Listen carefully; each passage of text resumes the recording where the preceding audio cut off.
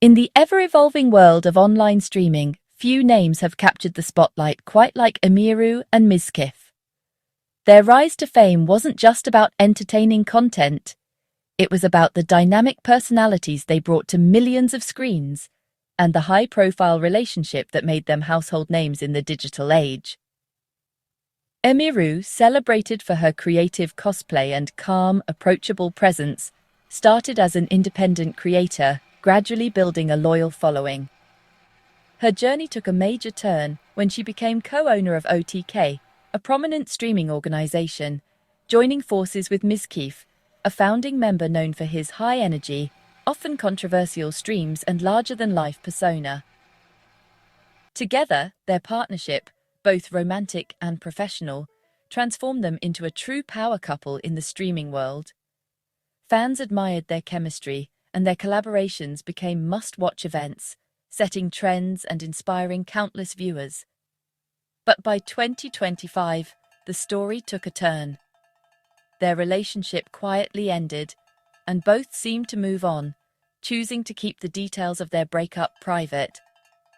To the public, it appeared to be an amicable split, with each focusing on their own careers and projects.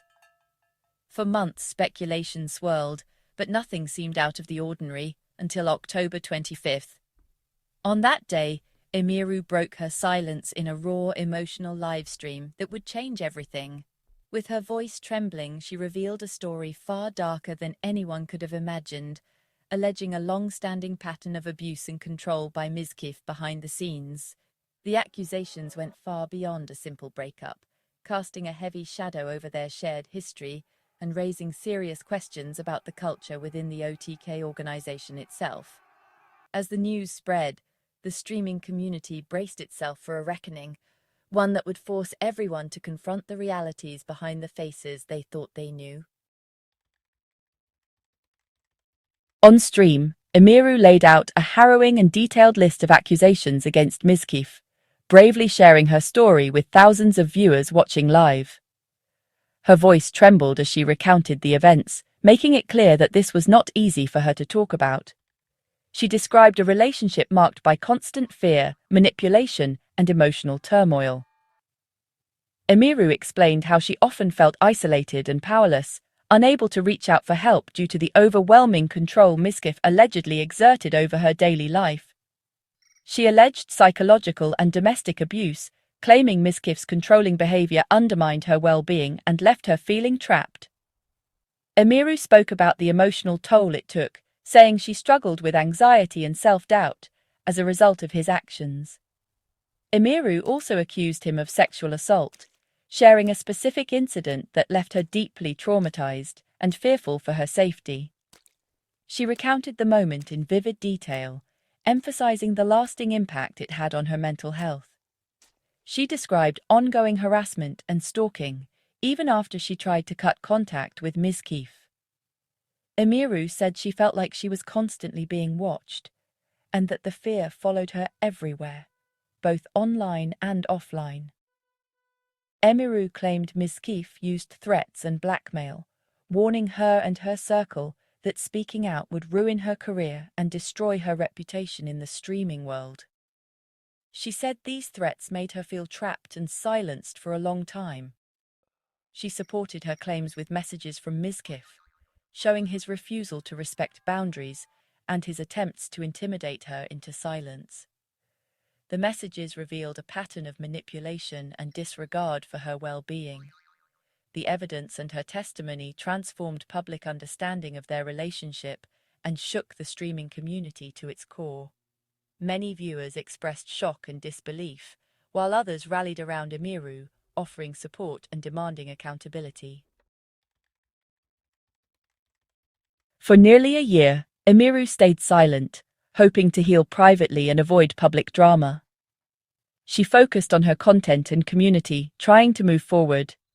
But everything changed when she learned from trusted sources that Mizkif had allegedly harmed someone else in Los Angeles. Realizing her silence might enable further harm, Emiru felt compelled to speak out. The decision was no longer just about her, it became a responsibility to protect others.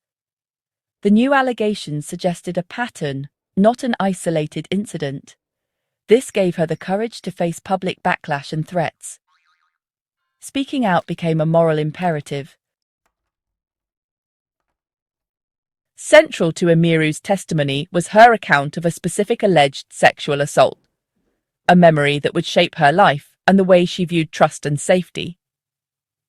The moment she chose to speak out, she knew she was opening herself up to scrutiny, but she felt it was necessary to bring the truth to light, no matter how painful.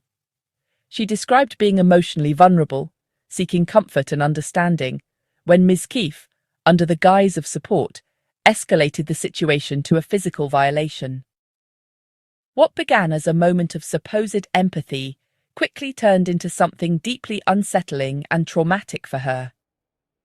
Emiru recounted how he hugged her, but then, ignoring her visible discomfort, he aggressively crossed boundaries. She remembered feeling frozen, unable to process what was happening as her distress grew more obvious with every passing second. Her scream finally broke the moment, forcing Mizkif to stop. But instead of showing concern for her well-being, his reaction was self-centered. He left the room, expressing only his own discomfort, never acknowledging the pain he had caused her. He offered no apology, no words of comfort, and no support. Emiru was left alone, forced to process the trauma in silence, her trust shattered and her sense of safety destroyed. This abandonment only deepened her sense of betrayal, compounding the emotional wounds inflicted by the assault itself. The loneliness that followed was as painful as the violation. Sharing this memory took immense courage. Emiru knew that by speaking out, she was not only reliving her trauma, but also risking judgment and disbelief. Yet she felt it was crucial for her audience to understand the gravity of her allegations and the lasting impact on her life. It was not just a story of physical violation, but of profound emotional harm, a wound that would take years to heal, if it ever truly could. The details of her account underscored the seriousness of her claims, reminding everyone listening that these experiences are not just stories. They are lived realities with lasting consequences. Emiru also described a pattern of threats and harassment that extended into her professional life.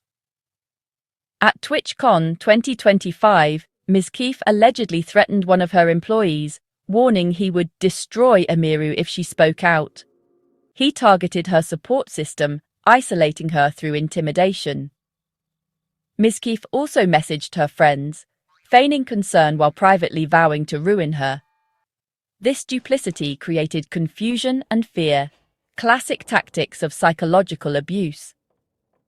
The threats came after Emiru had already experienced a separate assault at the event, compounding her vulnerability. The harassment followed her from private life into public spaces, intensifying her sense of danger. Emiru's accusations landed on an organization already marred by scandal. OTK, co-owned by both, had faced repeated controversies. Mizkif's prior suspension for mishandling assault allegations, co-founder resignations over misconduct, and public backlash. Sponsors fled, staff were laid off, and OTK's reputation crumbled. By 2025, OTK was a shadow of its former self, more a loose group than a company. Emiru's revelations were the latest, and perhaps most damaging, blow. Emiru's livestream sent shockwaves through the streaming world. The community rallied behind her, flooding her with support and sharing their own stories. Outrage at Mizkif was swift, hashtags trended, fans disavowed him, and calls for his removal from Twitch and OTK grew. The court of public opinion sided overwhelmingly with Emiru. Pressure mounted on Twitch and OTK to respond. Mizkif's brand suffered immediate damage. Followers dropped, criticism soared. For Emiru, the support validated her decision to speak out. Despite her fears, her voice was heard and amplified. The community's response became her shield. Emiru's story highlights the heavy burden victims carry in silence. She lived with trauma behind a cheerful public persona, fearing retaliation and career ruin. In streaming, public perception is everything, making silence a survival tactic. This isolation is exhausting, forcing victims to perform while hiding their pain. The emotional toll is immense, delaying healing and peace. Emiru's bravery in breaking her silence wasn't just for herself, it was for others at risk. By speaking out, she lifted the weight of secrecy and created space for others to feel less alone. Her story shows the strength it takes to finally say, "No more." Emiru's accusations forced a reckoning in the streaming world, spotlighting issues of power and accountability. Her story goes beyond typical online drama, exposing the dangers hidden behind content creation's polished facade. By speaking up, she inspired others and sent a message. Abuse must not be tolerated, and silence enables harm. The repeated scandals at OTK and pressure on Twitch reveal a need for real accountability. Emiru's courage shows that breaking silence is the first step toward justice and healing. For every public story, many more suffer in silence. Her voice gives them hope. In the end, one voice can inspire a chorus for change.